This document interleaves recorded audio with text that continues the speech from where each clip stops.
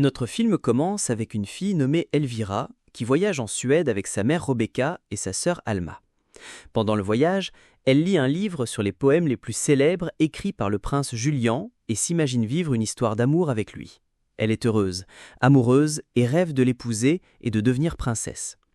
On voit qu'Elvira veut vraiment tomber amoureuse et vivre une histoire comme dans les romans. Après un moment, Elvira se réveille effrayée car sa sœur l'a frappée pour la réveiller. Elle vérifie que son livre est toujours à côté d'elle et qu'il n'est pas tombé. La voiture démarre et elle se rend compte qu'ils sont enfin arrivés en Suède.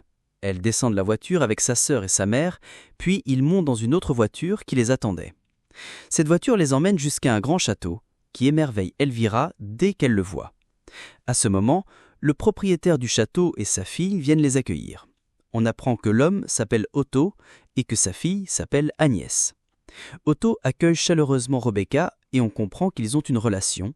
Ensuite, on assiste au mariage d'Otto et de Rebecca. Agnès emmène Elvira à l'intérieur du château pour lui faire visiter et elle lui présente Isaac, le jeune responsable des écuries qui semble très timide. Ensuite, Agnès montre à Elvira sa chambre. Elvira est émerveillée par la beauté de la chambre et admire les bijoux d'Agnès sur la coiffeuse.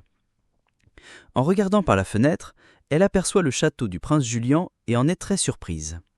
Pendant ce temps, Agnès lui demande quel est le livre qu'elle a avec elle. Elvira répond que c'est un livre de poèmes du prince Julian et lui avoue que son rêve est d'épouser le prince. C'est le rêve de sa vie. Le soir, tout le monde se réunit à table pour célébrer le mariage d'Otto et Rebecca avec un gâteau. Ils semblent très heureux. Otto s'amuse avec le gâteau et en jette un morceau sur Elvira. Bien qu'elle soit d'abord surprise par son geste, Elvira comprend qu'il plaisante et rit. Mais soudain, Otto ressent une grande douleur. Agnès s'inquiète et Otto commence à saigner de la bouche avant de mourir. Agnès est choquée et hurle. Quelques jours plus tard, Elvira frappe à la porte d'Agnès avec de la nourriture car cette dernière est triste, enfermée et ne mange plus. Elle reste avec elle pour ne pas la laisser seule. Mais Agnès lui demande de sortir car elle veut être seule.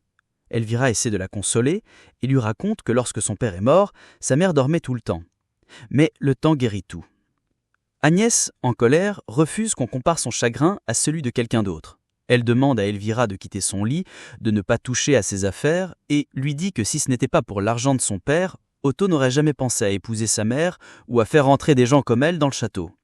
Elvira est choquée, s'enfuit et va voir sa mère pour lui dire qu'Otto était ruiné et n'avait pas d'argent comme elle le pensait. Elle est surprise de voir que sa mère est en compagnie de plusieurs personnes à qui Otto devait de l'argent. Ces gens décident de tout saisir, le domaine, les écuries, même les terres agricoles. Rebecca, choquée, s'effondre par terre et demande à Elvira où elle va bien pouvoir trouver un autre homme riche. Elle lui dit que personne ne voudra l'épouser maintenant qu'elle est vieille avec 2 filles inutiles comme Elvira et sa sœur. Elvira lui répond qu'elle peut peut-être se marier elle-même. Rebecca se moque d'elle et lui demande d'oublier le prince Julien et de bien se regarder dans un miroir pour voir à quoi elle ressemble. Elvira va alors se regarder dans le miroir, observe son visage et est déçue de ne pas être jolie. Elle remarque qu'elle a un bouton sur le nez et décide de le faire éclater avec ses doigts. Peu après, une lettre arrive du palais royal. Le roi et son fils, le prince Julian, invitent toutes les jeunes filles vierges au bal royal. Elvira est ravie. Elle reçoit la lettre avec Agnès et est surprise et heureuse en lisant que le prince choisira son épouse lors de ce bal. Elle court annoncer la nouvelle à sa mère. Ensuite, on voit Elvira rêver qu'elle monte à cheval avec le prince Julian, heureuse avec lui. Comme il reste encore un mois avant le bal, elle décide de prendre soin d'elle pour devenir belle. Elle se rend chez un chirurgien esthétique avec sa mère et sa sœur. Le docteur lui dit que son nez a besoin d'être refait, qu'elle doit retirer son appareil dentaire et porter des faux cils. Il lui montre les fossiles qu'il a fabriqués lui-même. À ce moment, Elvira s'inquiète en voyant l'infirmière essuyer du sang au sol, le sang d'une fille qui vient de subir une opération esthétique. Ensuite, le docteur commence à retirer l'appareil dentaire d'Elvira sans anesthésie. Elvira souffre énormément. Alma s'inquiète pour sa sœur, mais Elvira oublie sa douleur quand elle voit ses dents jolies et bien droites. Le docteur commence alors à lui corriger le nez en le frappant avec une petite barre de fer pour casser l'os centraux. Elvira crie de douleur, comme si elle était torturée. Le lendemain, Elvira va dans une école spéciale pour apprendre les bonnes manières aux filles. Il y a beaucoup d'élèves. Leur professeure Sophie arrive, se présente et leur dit qu'elle va les entraîner à danser pour l'ouverture du bal royal avec le prince Julian. Toutes les filles sont ravies et enthousiastes. Sophie leur explique que les meilleures danseuses auront les rôles principaux et qu'elles doivent saisir cette chance unique car il y aura beaucoup de princes, riches commerçants et membres de la haute société. L'entraînement commence. Elvira est très concentrée, mais soudain, Sophie lui demande d'aller derrière et de laisser la place à Agnès au premier rang. Elvira va au second rang, mais Sophie lui crie dessus en disant qu'elle est stupide et ne comprend rien, et lui demande d'aller tout au fond. Elvira est bouleversée, mais essaye de garder son calme. Elle se reconcentre, et le soir, au dîner, Agnès demande à Rebecca si elle a fixé la date des funérailles de son père, car ils ne l'ont toujours pas enterré, et elle ne veut pas le voir pourrir sous ses yeux. Rebecca lui répond qu'ils n'ont pas d'argent. Elle lui dit qu'ils n'ont pas d'argent en ce moment et qu'ils ne peuvent pas organiser les funérailles. Elle lui explique que dès qu'un proche d'Elvira se mariera, ils feront alors la cérémonie. Agnès se moque d'elle en lui disant qu'elle emmène Elvira chez un chirurgien esthétique qui doit lui prendre beaucoup d'argent, alors qu'elle prétend ne pas en avoir pour enterrer son père. Rebecca lui répond fermement qu'elle veut récupérer ses robes qu'elle ne porte plus, car Alma et Elvira en ont besoin. Agnès s'énerve, les quitte et entre dans sa chambre. Ensuite, elle se rend à l'endroit où se trouve le cercueil de son père et est choquée par l'état de son corps devenu terrifiant, couvert de mouches. Elle hurle de peur. Le lendemain, pendant les entraînements de danse, les filles apprennent à tenir l'éventail avec grâce, à descendre les escaliers lentement et avec féminité, et à faire la révérence royale correctement. On arrive au jour de l'annonce des noms des filles qui auront les rôles principaux dans la danse. Elvira regarde la liste convaincue qu'elle n'y est pas, mais elle est surprise et très heureuse que Sophie l'ait choisie. Sophie commence à entraîner les filles sélectionnées et demande à Elvira de lui montrer ce qu'elle a appris.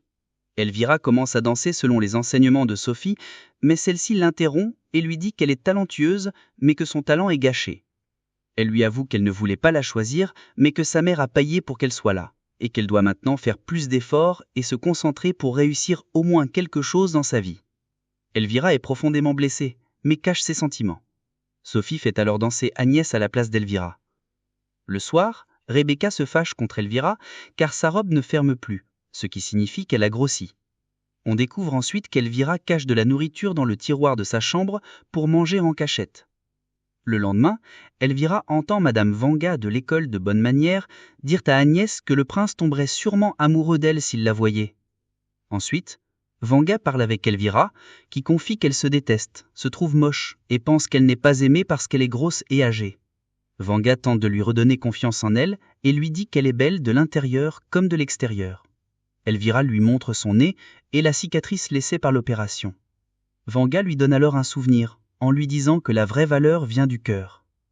Le jour suivant, Elvira est avec sa sœur Alma, et lui dit qu'elle a quelque chose à lui montrer, mais qu'elle doit d'abord jurer de ne le dire à personne. Alma promet. Alors Elvira lui montre le souvenir que lui a donné Vanga. Des œufs de ténia. Elvira explique qu'elle va les avaler pour pouvoir manger autant qu'elle veut, sans grossir, car le ver digérera tout à sa place. Une fois mariée au prince Julien, elle prendra l'antidote pour s'en débarrasser. Alma est choquée par ce qu'Elvira veut faire, et lui demande si leur mère lui a suggéré cette idée. Elvira nie, et la prévient de ne rien dire à leur mère. Alma répond qu'elle préfère mourir plutôt que de se faire du mal comme ça, et elle part à cheval en laissant Elvira seule. Elvira est bouleversée, ne sachant pas comment rentrer sans cheval. Pendant ce temps, on découvre qu'Agnès entretient une relation secrète avec Isaac. Elle le choque en lui disant qu'elle doit épouser le prince Julien. Isaac, surpris, lui dit qu'il pensait qu'elle l'aimait vraiment. Agnès lui répond qu'elle l'aime et n'aimera jamais un autre, mais qu'elle est obligée d'épouser le prince Julien car c'est le seul moyen pour elle de s'en sortir. Pendant qu'Elvira marche dans la forêt, elle aperçoit le prince Julien de loin et l'observe en silence. Le soir, elle arrive aux écuries et entend du bruit. En entrant, elle découvre avec stupeur Agnès avec Isaac. Elvira retourne alors au château et raconte tout à sa mère. Rebecca, furieuse, gifle Agnès, la traite de prostituée et lui interdit de revoir Isaac. Elle lui dit qu'elle devrait la remercier de ne pas l'avoir mise à la porte après la mort de son père. Elle ordonne aux domestiques de préparer Agnès pour qu'elle devienne servante comme eux. Pendant ce temps, Elvira est dans sa chambre, mangeant joyeusement un plateau bien garni qu'elle a caché sous son lit. Rebecca expulse ensuite Isaac du château et lui interdit de s'en approcher, ainsi que d'approcher Agnès. Agnès boit tout cela depuis la fenêtre, impuissante et bouleversée. Vient alors le jour du bal royal au château du roi et du prince Julien. Elvira retire le bandage de son nez, heureuse avec sa mère que l'opération est réussie. Son nez est désormais parfait. Elle retourne voir le chirurgien pour se faire poser les fossiles comme il lui allait promis. La douleur, les risques, la peur, rien ne compte pour elle. seule la beauté parfaite l'obsède. Le chirurgien prend un fil avec des cils collés dessus, et à l'aide d'une aiguille, il commence à les coudre sur les paupières d'Elvira. Celle-ci hurle de peur. Ensuite, on voit Elvira dans sa chambre, les yeux bandés, ne voyant plus rien. Elle a très faim, une faim insupportable. Elle sort de sa chambre et prétend à sa mère qu'elle veut aller aux toilettes. En réalité, elle va à la cuisine chercher à manger. À ce moment-là, Agnès la voit, prend pitié d'elle et lui apporte du manger. Agnès est choquée par la voracité d'Elvira. Le lendemain, pendant les répétitions de danse, Sophie est très énervée, car Rebecca lui a dit qu'Agnès ne participera au spectacle car elle est encore trop déprimée par la mort de son père.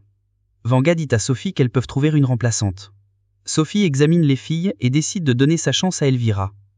Le soir, on voit Elvira dans son bain, lisant le livre de poèmes du prince Julian. Elle demande à Agnès de venir s'asseoir près d'elle pour lui donner à manger. Elvira mange avec avidité et demande à Agnès de lire à haute voix. En écoutant les poèmes, Elvira se perd dans ses pensées et demande à Agnès de lui brosser les cheveux. Agnès se moque doucement car Elvira a pris sa brosse, mais lui dit qu'elle n'est pas fâchée. Car elle n'aura plus besoin d'emprunter sa brosse et qu'elle la lui rendra comme elle l'a prise. Elvira est surprise par ces paroles, puis se regarde dans le miroir et découvre que ses cheveux tombent complètement. Elle s'effondre, choquée par ce qui arrive à sa chevelure, et se met à crier. Le lendemain soir, sa mère entre dans sa chambre avec un inconnu, qu'elle lui présente comme un styliste. Il lui a conçu une robe spécialement pour le bal royal. Elvira est émerveillée en voyant la robe et dit à sa mère que la beauté de cette robe mérite bien toute la souffrance qu'elle a endurée pour maigrir. Rebecca appelle alors Agnès, qu'elle décide de surnommer Cendrillon, et lui demande d'aider Elvira à enfiler sa robe. Agnès obéit et l'aide, mais à ce moment-là, le styliste, charmé par la beauté d'Agnès, s'approche d'elle et lui caresse le visage. Agnès, très énervée, le repousse violemment. Le styliste emmène ensuite Elvira devant le miroir pour lui montrer comment la robe lui va.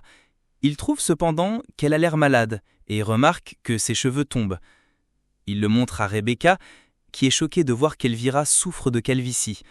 Le styliste propose alors une perruque et lui dit qu'il peut résoudre tous ses problèmes, tant qu'elle les rend riches. Plus tard, on voit Elvira dans l'escalier, mangeant en cachette après que tout le monde soit endormi. Agnès découvre qu'Elvira a volé sa robe pour l'empêcher d'aller au bal. Elvira l'arrache à Agnès et la déchire. Elles se battent pour le vêtement.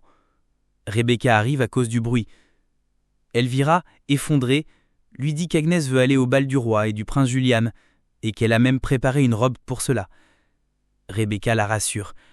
Agnès n'aura pas de robe pour assister à la fête.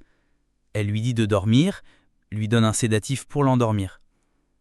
Pendant ce temps, Agnès est auprès du cercueil de son père. Elle place la robe dessus et pleure longuement avant de s'endormir. On voit alors des vers sortir du corps de son père, ramper vers la robe. Agnès rêve de sa mère, vêtue d'une robe blanche, qui lui dit que sa robe et ses chaussures sont prêtes et qu'elle doit rentrer avant minuit, sinon tout redeviendra comme avant. Au même moment, les vers réparent la robe d'Agnès. Le lendemain matin, Elvira se prépare pour le bal. Elle essaye de fixer la perruque sur sa tête. Pendant ce temps, Agnès nettoie le château et regarde Elvira en riant avec défi. Rebecca dit à Elvira qu'elle est magnifique et qu'elle sera la plus belle fille du bal. Elvira est très heureuse. Elvira arrive au palais royal, ne croyant pas ses yeux. Elle va vraiment assister à un bal. Elle et sa mère sont émerveillées par tout ce qui les entoure. Mais Elvira commence à se sentir mal à l'aise et anxieuse en voyant les autres filles, craignant de ne pas être aussi jolie qu'elle. Puis les noms des invités sont appelés. Les filles s'avancent pour saluer le roi et le prince Julian. Le prince, cependant, reste indifférent, ne regarde aucune des filles, et les trouve toutes similaires et sans intérêt. Elvira est de plus en plus stressée, craignant que le prince ne l'aime pas non plus. Rebecca la rassure et lui dit de se calmer et d'avoir confiance en elle. Quand vient le tour d'Elvira, tout le monde est surpris d'entendre qu'elle est la fille de Rebecca et non d'Otto, donc la demi-sœur d'Agnès. Elvira tente alors d'attirer l'attention du prince Julian en se montrant sous son meilleur jour. Elle se tient devant lui et lui fait une révérence en le regardant avec admiration. Les amis du prince, qui sont aussi ses gardes, sont impressionnés par la beauté d'Elvira et lui disent qu'il ne peut pas ignorer une fille aussi belle. Pendant ce temps, Sophie prépare les filles pour la danse. Elvira entend son estomac gargouiller à cause de la faim, mais elle se retient pour ne pas gâcher sa chance. Lorsque la danse commence, Elvira est la menesse de groupe, le rôle principal. Elle se sent parfaite, idéale, et fixe le prince Julian comme si elle dansait uniquement pour lui. Après la prestation, Elvira remarque que sa mère est ravie. La moitié des jeunes gens veulent danser avec sa fille. Elvira est très heureuse. Puis le prince Julian ouvre la piste de danse. Les filles se tiennent côte à côte, attendant qu'ils choisissent une. Elvira est très tendue et anxieuse. Mais à ce moment-là, le prince ne regarde aucune des filles et s'approche d'elle pour lui demander de danser l'ouverture avec lui. Elvira est folle de joie, elle n'en croit pas ses yeux. Elle prend la main du prince et commence à danser. C'est le moment le plus heureux de sa vie, un rêve qu'elle attendait depuis des années. Mais soudain la musique s'arrête. Tout le monde est choqué. Une magnifique jeune fille entre dans la salle, portant une robe de princesse, le visage couvert d'un voile blanc légèrement transparent.